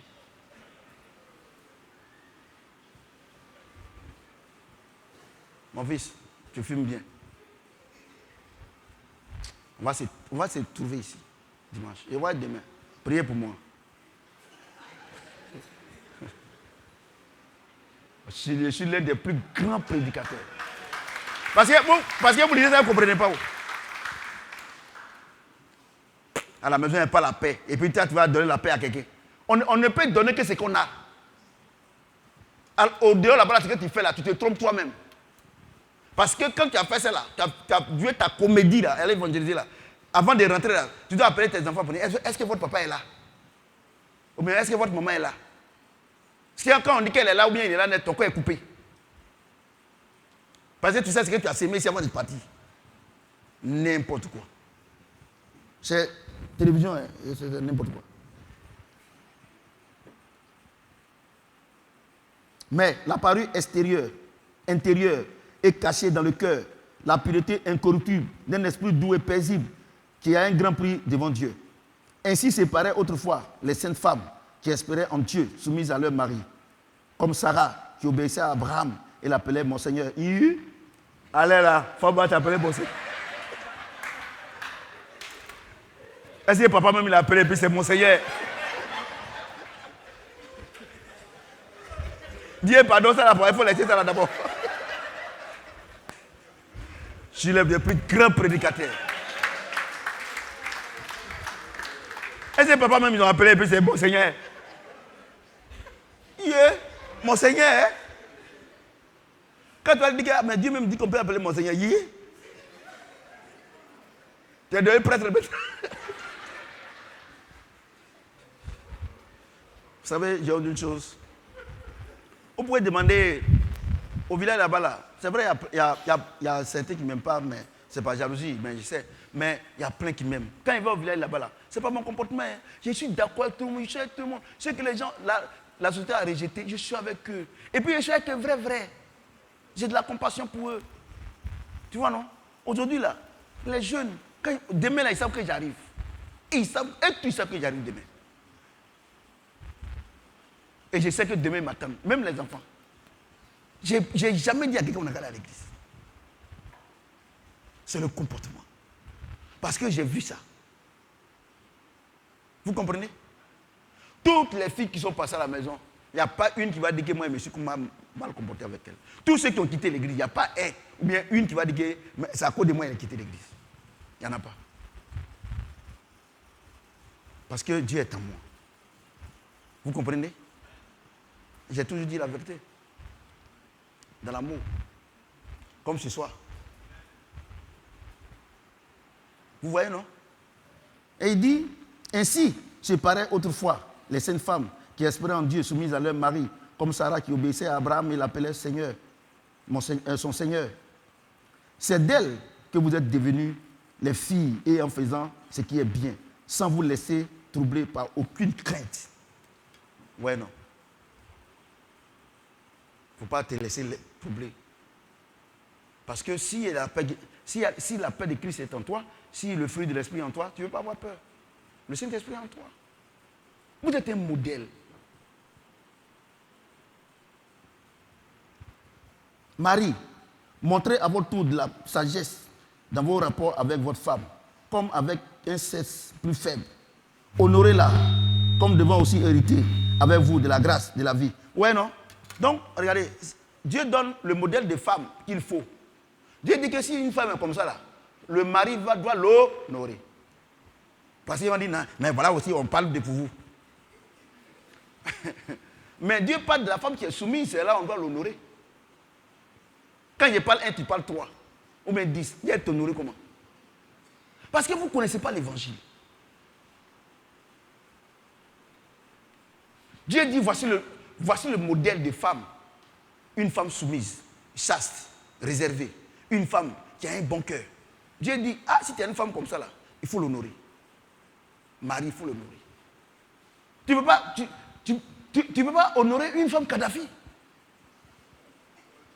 Ce n'est pas possible. Avant, les femmes qui étaient dues de caractère, on les appelle Kadhafi. Tu ne peux pas.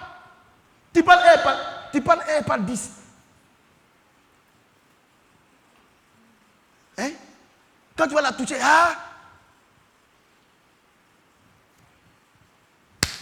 tu vas l'honorer comment? Parce que vous prenez en bas là pour partir, il faut prendre en haut. Tu peux l'honorer comment? Une femme, c'est elle qui doit décider quand est-ce que vous devez aller ensemble. On dirait que c'est elle qui est chef.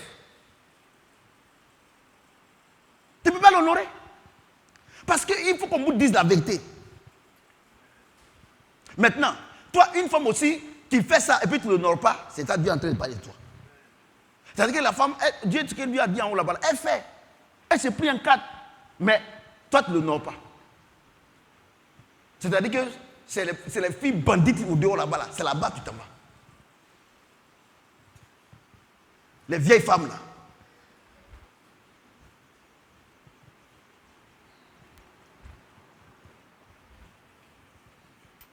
Marie, montrez à votre tour.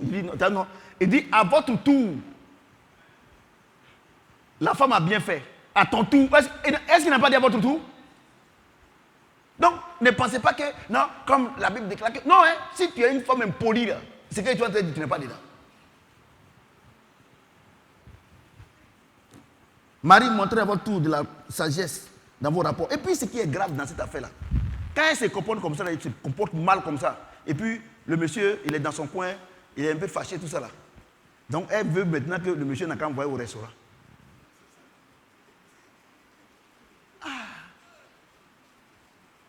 Alors que Dieu dit que si tu es bien, c'est là qu'il va t'envoyer au restaurant. Toi, tu es mauvaise, on va t'envoyer au restaurant. Ce n'est pas au restaurant qu'il va t'envoyer. Ce n'est pas au restaurant. C'est même pas au restaurant. Le restaurant même est petit. Hein? Le restaurant est petit. On va t'envoyer à Hawaï.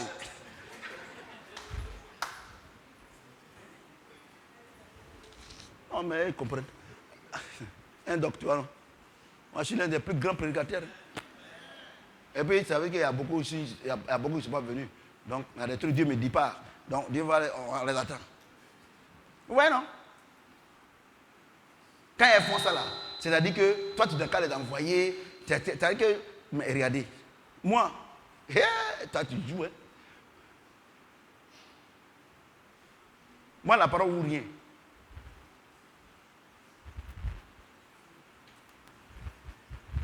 Tu vois, les femmes, elles font les têtes comme ça. Elles sont devenues tous des assis Congo. Montre religieuse. Voilà ce que la Bible dit. Si tu fais ça là, il n'y a pas un homme normal, une femme qui fait ça là, un homme à Saint-Esprit. Mais tu seras trop gâté. Et il dit, Marie, montrez à votre tour de la sagesse dans vos rapports avec votre femme, comme avec un esprit faible. Honorez-la, comme devant aussi hériter avec vous de la grâce de la vie. Donc, vous voyez, non?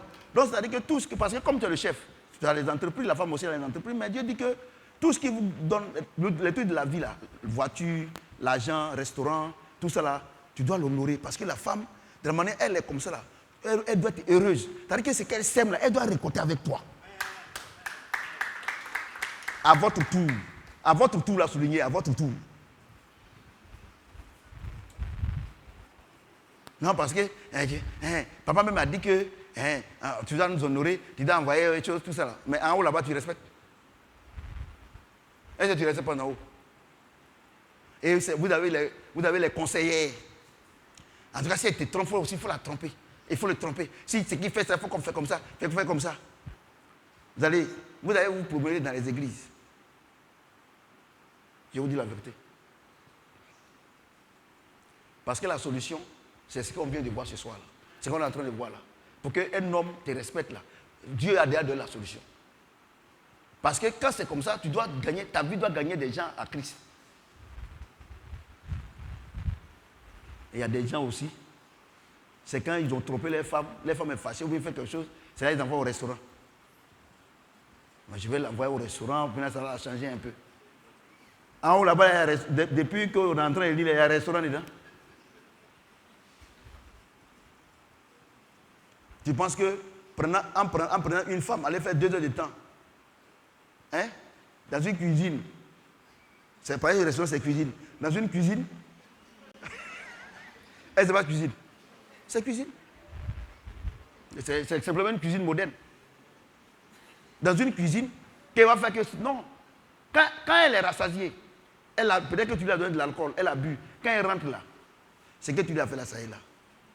Le Seigneur dit que la femme, on doit lui donner l'eau de la parole. C'est-à-dire que c'est ce qu'on est en train de dire. La femme, l'eau de la parole. L'eau de la parole, c'est une fleur.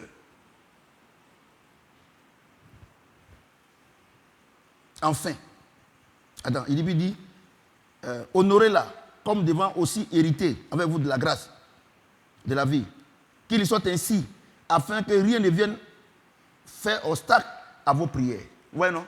Donc, c'est-à-dire quoi? Si tu respectes pas, si ta femme te respecte, elle est soumise, elle fait tout pour toi, et que tu ne la respectes pas là, toutes tes prières là, Dieu n'écoute pas.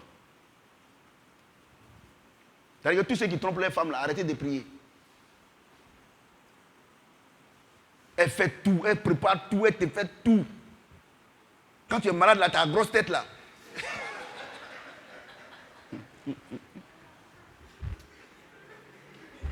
Ça m'énerve tout ça là. Entre tes copines là, entre tes copines là, et on ne les voit plus, hein. Ta grosse tête là, c'est ça, elle va chauffer l'eau, tout, avec tes grosses gouttes de sueur.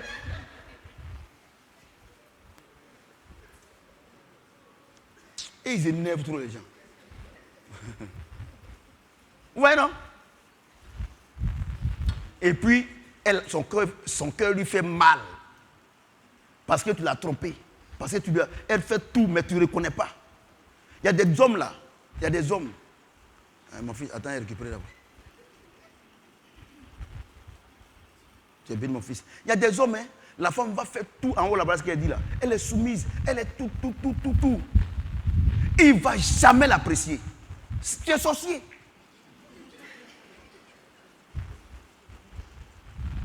Tu es sorcier. Enfant de quelqu'un qui s'est pris en quatre, qui fait tout ça, tu ne vas jamais l'apprécier. Mais si par malheur, elle a fait une erreur un jour, 3 semaines, tu la boudes. C'est sorcellerie. C'est-à-dire que chaque fois, il faut que tu montres aux gens qu'elle n'est pas bonne. Et c'est toi qui es bon. C'est de ça qu'on parle ici. Dieu dit,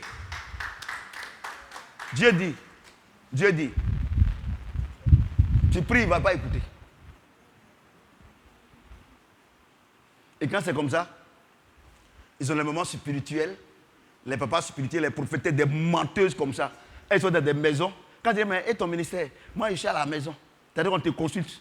Tu es devenue maintenant une consultante. Peut-être tu es allé à l'école, tu es resté au CPD. Tu connais rien. Et c'est dans Dieu que tu vas venir escroquer les gens.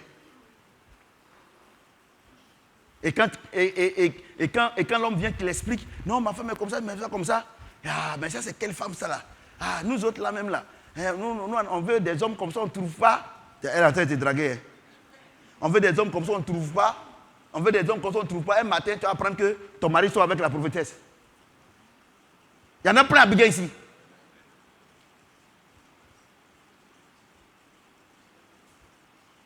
Mon frère, ma soeur, c'est mon frère. Mon frère, je te dis, il faut te réveiller. Tu fais du mal à une femme qui est soumise, qui fait tout pour toi, qui s'occupe de tes enfants. Toi aussi, tu manges beaucoup. C'est qu'il y a dit et puis ça te fait mal, là, c'est ce que je veux dire. Et puis, foutu là. Quand on pile au delà, c'est pour 3 personnes.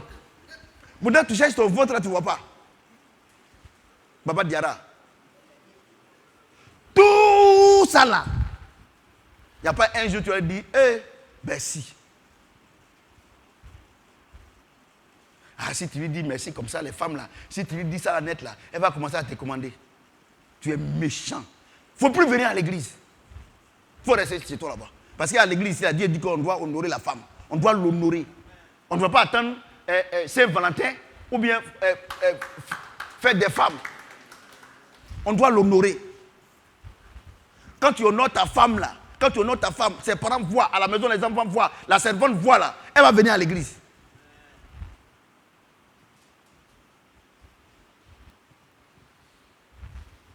Et quand tu ne fais pas ça, la femme, elle est là, un jour, quand elle est tellement serrée. Elle dit, ah chérie, je peux avoir 10 000. Ah, tu aimes trop l'argent. Bon, d'accord. Toi, tu n'aimes pas l'argent, l'argent fait quoi chez toi?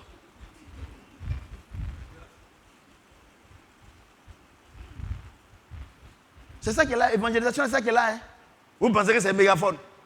Je vois une jeune fille là, elle crie dans notre quartier là, elle crie quand elle monte, elle descend. Donnez votre vie au Seigneur. Hier, tu vas voir, tu vas voir, elle ne parle pas avec son voisin. On ne parle pas. La meilleure publicité, c'est bouche à oreille. La meilleure évangélisation, c'est bouche à oreille. Quand dans la cour commune ou bien dans le quartier, les gens voient, ta femme est heureuse. Elle vient les enfants, vous êtes ensemble. Tout ça là, elle est heureuse. Tu vas voir, les gens ont dit qu'ils vont te suivre à l'église. Parce qu'il n'y a pas un homme qui ne cherche pas un modèle. Mais c'est toi. C'est toi, tu vas te mettre ensemble avec les servantes pour critiquer ta femme. Parce que tu veux chercher la servante. Sinon, l'objectif, c'est quoi? C'est pas ton parent. C'est pas aussi ton témoin de mariage. Je suis l'un des plus grands prédicateurs.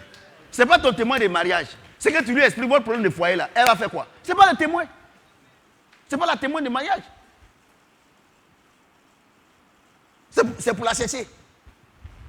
Et quand c'est comme ça, la petite fille là, elle devient dévergondée. Dieu dit, prière ne m'ôte pas. Et Dieu dit que c'est même pas, il dit obstacle. Donc, je vais vous expliquer. C'est-à-dire que quand tu dis Seigneur Jésus même là, c'est-à-dire que ça ne dépasse même pas ton nez. C'est pour ça que vous, tous les hommes qui trompent les femmes, toutes les affaires sont bloquées. Et il y a des femmes menteuses, des hommes menteux, prophètes, prophétesses. Ils sont dans des maisons. Ils vont les consulter pour dire que non, c'est une main noire qui est derrière. Dieu dit que si ta femme n'est pas heureuse, la prière que tu fais là, il n'écoute pas. Parce que la Bible déclare que celui qui a trouvé une femme a trouvé le bonheur. Dieu te donne une femme et puis elle souffre. Et puis toi aussi, tu vas être bien. Non, c'est qu'on ne va plus venir à l'église ici. Je vous dis la vérité.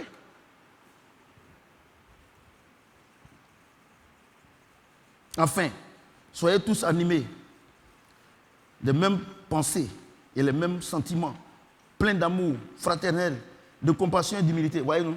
Il dit même sentiment. Mais le sentiment que nous avons, qu'est-ce qui donne le sentiment? C'est le fruit de l'esprit. Et le fruit de l'esprit est donné par le Saint-Esprit. C'est pas ça? C'est pas ça? Écoutez-moi très bien. C'est ça, non? Bon, toi, tu es chrétien. Tu as le Saint-Esprit, tu as le fruit du Saint-Esprit. Elle est païenne. Ou bien il est païen. Comment vous pouvez avoir le même sentiment? C'est là il faut marier un chrétien. Il faut marier un disciple du Seigneur. Parce que sinon ça ne va jamais marcher. Et quand on vous parle, non, papa ne veut pas qu'on se marie. En tout cas, toi tu vas envoyer quelqu'un à l'église. Toi tu es mort à la croix. Ton sein est versé à la croix. Mais il y a des gens qui sont culottés. Hein? Ah mais si on se marie, je vais le convaincre, il va venir à l'église. Ah, tu as pu convaincre ton papa, il est venu à l'église. Et puis c'est la foi de quelqu'un d'autre, tu vas l'envoyer. La Bible déclare que Dieu a ajouté à l'église tous ceux qui sont sauvés. Ton gars que tu as pris pour venir, ou ta femme que tu veux venir à l'église, est-ce qu'il est sur la liste? Jésus dit, ce que tu m'as donné, je n'ai perdu aucun. Vous pensez que l'église, vous pensez que c'est un passoire, quoi? Parce que les gens ont pensé que, mais c'est vrai, la Bible c'est une religion. Bon, il vient, il crée son église, église des forces, les forces vives de la nation. Donc il est là, il fait son statut, règlement intérieur, et il dit à Dieu, le culte commence à 8h, ça finit à midi. Hein, vous voyez, non? Et il y a des incongruités comme ça. Ouais, l'église c'est pour Christ. Ce n'est pas à nous de dire à Dieu, on va rentrer à quelle heure pour sortir à quelle heure. Quand vous êtes venu ici, là, vous avez un programme, vous avez un tableau dehors. Moi, je suis sûr que le jour que quelqu'un même se trompe pour mettre tableau là, Dieu même va venir à l'église partie. Parce qu'ici, c'est le Saint-Esprit qui dirige toutes choses. Vous voyez? Vous vous amusez avec Dieu. Hein? Vous avez fait un programme pour aller évangéliser. Dieu vous a envoyé. Dites-moi, vous me regardez, toutes les églises qui ont fait les programmes d'évangélisation, il y a combien aujourd'hui qui sont convertis? Il n'y en a pas. Parce que vous voulez prendre la place de Dieu. C'est-à-dire qu'aujourd'hui, l'église, ce que je remarque, c'est-à-dire que c'est Dieu qui est serré dans la main des pasteurs, il est serré dans la main des fidèles. Dieu est serré. C'est-à-dire que s'il ne vient pas à l'église, on ne pourra pas payer le loyer, on ne va pas payer l'électricité. S'il ne vient pas, le prophète Samuel ne peut pas prêcher. Et tout ça. Moi, il m'en fout de toi. Tu comprends ça? Est-ce que quand Dieu m'appelait, tu étais là?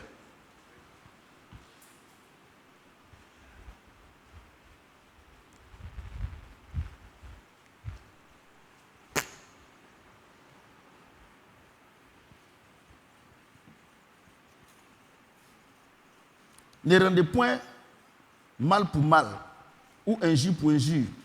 Bénissez au contraire, car c'est là que vous avez été appelés, afin d'hériter la bénédiction. Donc, Dieu dit quoi? Il dit dans le foyer là, si vous faites palabre là, vous n'aurez pas bénédiction. Hein? Hein? Ah, ou bien vous n'avez pas lu. Vous n'avez pas compris. Vous faites comme vous n'avez pas entendu.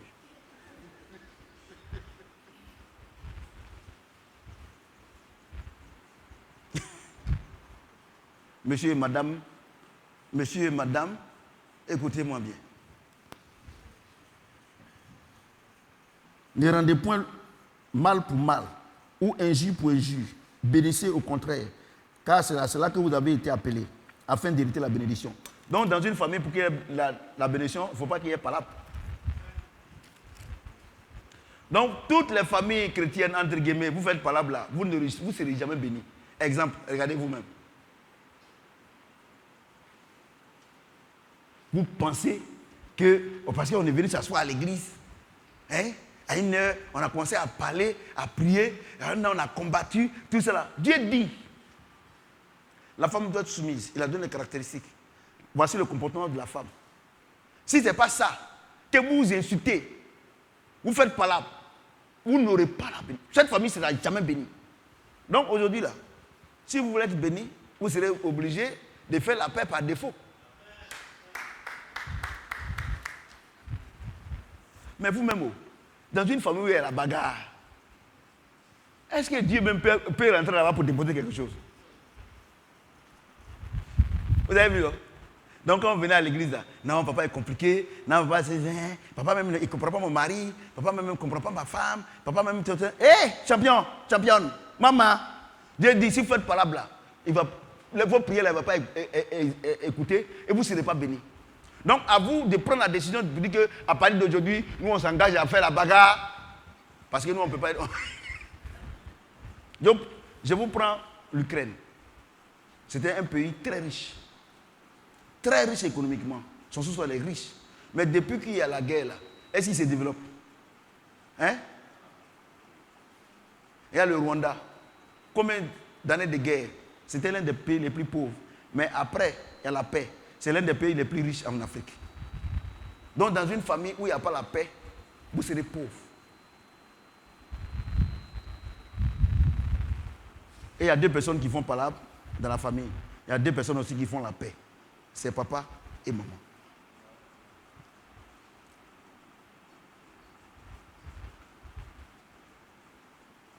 La famille est devenue une guerre de tranchées. Maman a ses supporters et papa a ses supporters. Quand ça commence, papa et maman dans la chambre, au salon, les enfants dans la chambre, ils font la bagarre là-bas. Dieu dit, vous n'allez pas hériter la bénédiction. Vous voyez que vous jeûnez, vous priez, c'est zéro, non? Vous faites la bagarre. Et tu dois prendre un païen pour être mari, une païenne pour être ta femme. La Bible déclare que vous ne pouvez jamais vous entendre.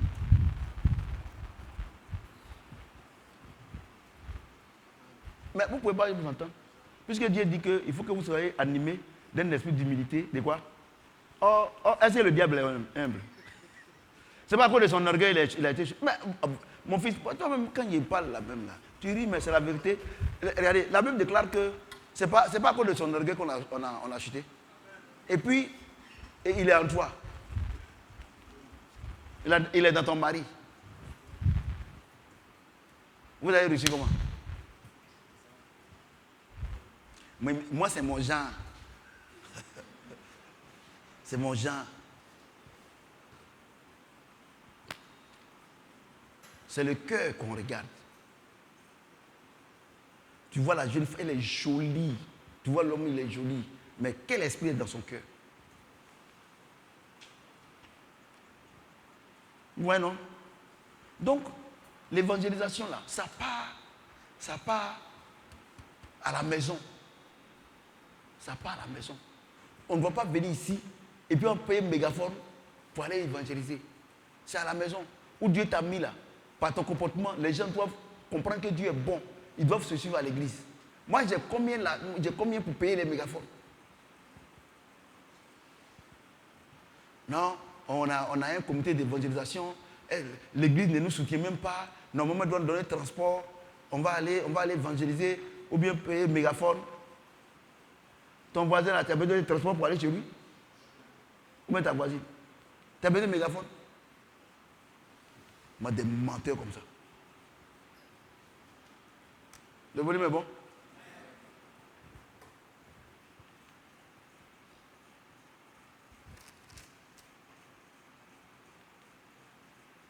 Verset 10.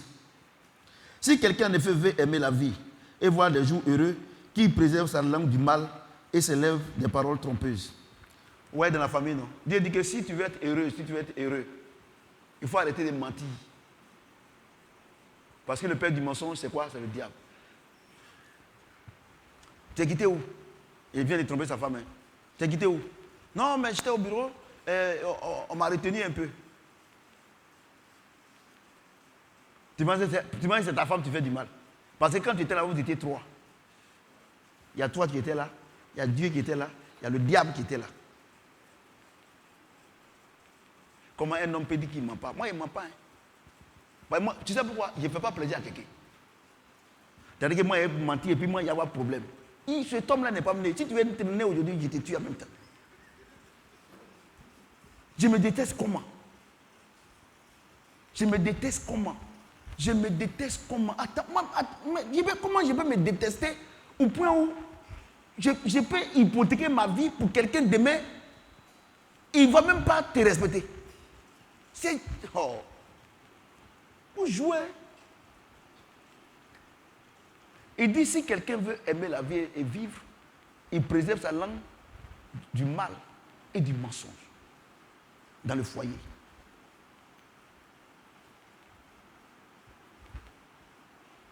Vous voyez, non? Ouais, l'évangélisation, non? Mais toi-même, tu mens comme tu respires. Tu dois évangéliser.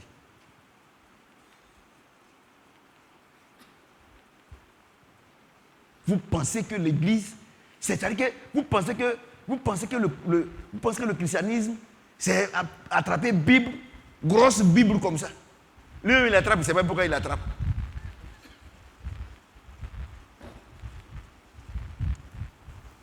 Moi, pour ne pas mentir, là, je ne fais pas les choses qui vont me pousser à mentir.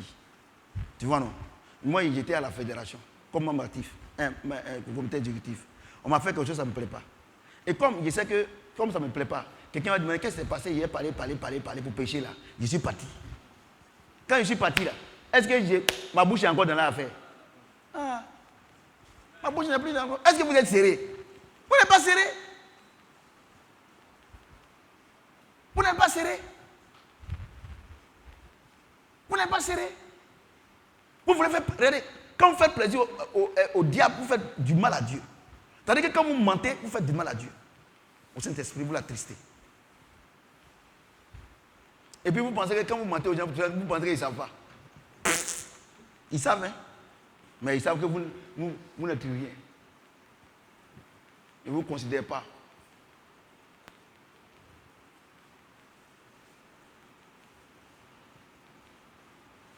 C'est bon?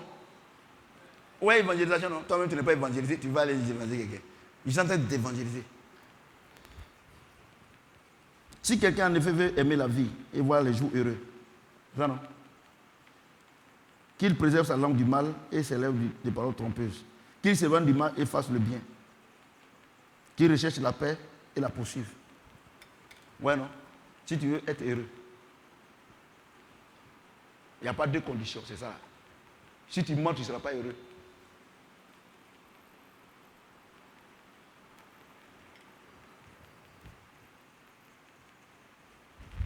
Verset 12.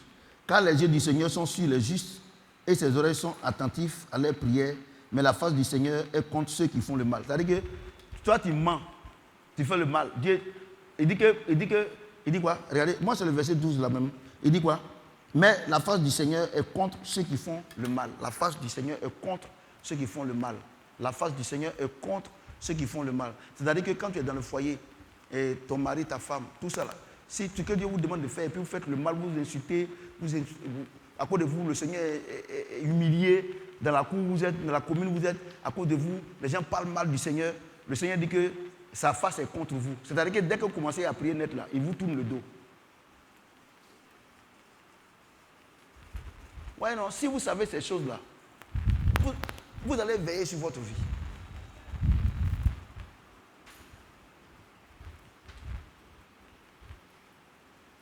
Ouais, non. Donc, regardez, moi, prophète Samuel, de la manière j'ai souffert, mes parents ont souffert, ma maman a souffert. On était pauvres, très pauvres. Dieu m'a pris tout petit à Boaké. Mais moi, je ne sais pas, mais Dieu m'a fait la grâce. J'écoutais, je lisais beaucoup la 4e dimension de Papa Yonggi et Gimi Chouagat. Donc, tout petit, Dieu m'a formé. Je vous ai dit que Papa Karambiri venait chez Toutonji. Quand il venait à Boaké faire le programme, donc voilà, on préparait et puis il venait manger là. Donc, il priait pour nous, les jeunes qui étaient là. Donc, vous voyez, Donc tout petit là, Dieu m'a pris. Et j'ai vu des gens qui sont amusés avec Dieu. Aujourd'hui, ils ne sont plus rien. Et aujourd'hui, Dieu a fait de moi un serviteur. Je sais qu'avec Dieu, on ne s'amuse pas. Parce que les gens se sont amusés, ils ont payé cash.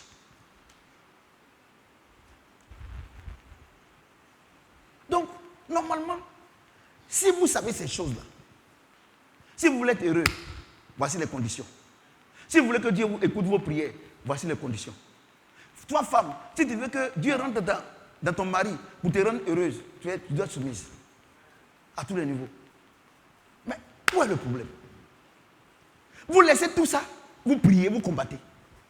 Oh, Dieu lui-même dit qu'il t'a tourné le dos. Oh, Dieu dit que il dit que l'Église a sa puissance par lui et qu'elle est en nous. C'est lui qui combat pour nous. C'est pas ça? Oh, il dit qu'il t'a tourné le dos. Le combat que tu fais là, tu es seul. Toi, tu combats Satan. Et puis, ce qui me fait pitié même, au lieu de combattre un petit démon, c'est Satan qui s'en provoqué. Vous voyez? Vous voyez? Vous devez savoir ces choses. Avant de prétendre aller parler de Jésus à quelqu'un, si Dieu vous donne l'ordre. Sinon, il nous dit que c'est notre comportement qui doit évangéliser. Où est le problème? Tu as honte, je suis d'accord avec toi. Tu ne peux pas parler devant, je suis d'accord avec toi. Tu ne comprends pas français, je suis d'accord avec toi. Tu ne comprends pas anglais, je suis d'accord avec toi. Mais le comportement là, on n'a pas besoin de comprendre l'anglais pour avoir un bon comportement. Tu peux être bêté, tu peux être baoulé, tu peux être doula, et puis avoir un bon comportement. Ou bien c'est pas ça. Comme Dieu sait que tu vas lui dire que tu ne comprends pas français, tu ne comprends pas anglais, tu ne comprends pas doula. Donc il dit que tout ça c'est long. Par ton comportement, les âmes seront garées à moi. Ou bien Dieu n'est pas intelligent. Il y a des gens qui disent, moi, il ne sait pas lire. Quand tu insultes ton mari, est-ce que tu insultes en français? Ou bien quand tu insultes ta femme, là? Quand tu trompes ta femme, là, tu la trompes en français? Ou bien en baboulé? Ou bien en bêté? C'est le comportement. C'est le comportement. Donc, Dieu nous a donné le message de l'évangélisation. Il a enseigné. Il dit, l'Église est basée sur la famille. Parce que la mission évangélique Shadrach, peut-être on peut être 1000 ici, mais chacun, tout à l'heure, on va rentrer, chacun rentre chez lui. Donc c'est là-bas l'Église. C'est là-bas où on se comporte bien. Quand on se comporte bien là-bas, les gens vont nous suivre ici et l'Église sera remplie. On n'a pas besoin de mégaphone. On n'a pas besoin de faire affiche. Parce que les plus grands produits que les gens puissent vendre, c'est des bouches à oreille. Les plus grandes ventes, je veux dire. Ils ont demandé un jour, ils ont demandé au directeur commercial d'une grande marque en Allemagne. Il dit, mais pourquoi vous ne faites pas de publicité à la télévision? Il dit, tous nos clients ne regardent pas la télé. Vous avez bien compris? Il dit, tous nos clients, ils sont riches, ils ne regardent pas la télé. Ils sont les colloques, ils font les colloques, ils font les réunions. Voilà, non, ils sont entre eux, non? C'est ça, non? Hein, lui, il vient, il gare sa voiture. Quand il vient, il gare. L'autre voit là-bas, il dit, oh, mais j'aime cette voiture. Et puis, il prend les renseignements, il s'en va payer. C'est ça, non? Il dit, non, on ne va pas gaspiller l'argent pour la télé. Ça serait inutile. Donc, si vous tous, ce que Dieu a dit là, si nous tous, à commencer par moi-même, on se comporte comme ça, un mois après, il n'y aura pas de place à l'église. Parce que le problème, la Bible dit que c'est Dieu qui ajoute chaque jour à l'église. C'est pas toi. Toi, il te demande de te bien comporter seulement. Lui, il va envoyer les gens pour te suivre. Où est ton problème? Sur ce, que le Seigneur me tienne dans la bénédiction.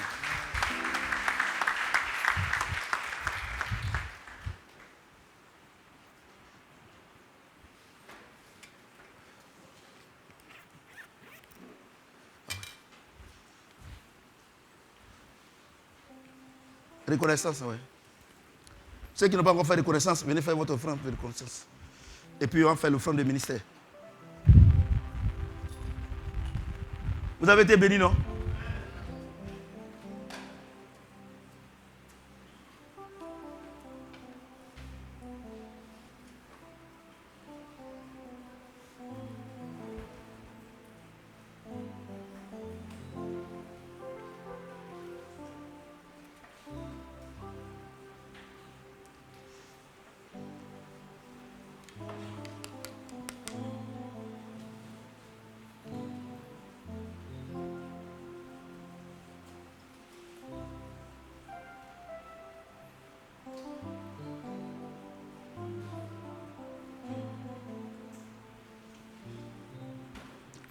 Offrande de ministère, on se tient debout s'il vous plaît, nous allons prier.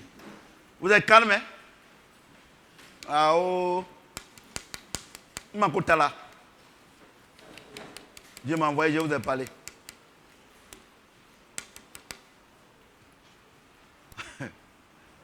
Seigneur, nous voulons te dire merci, sincère. Pardon. Mais attends. Le servir panier. Seigneur, on est venu ce soir, tu nous as bénis. En guise de reconnaissance, nous s'aimons dans ce grand ministère pour que le monde entier puisse entendre ta parole. Nous voulons te dire merci au nom de Jésus-Christ. Amen.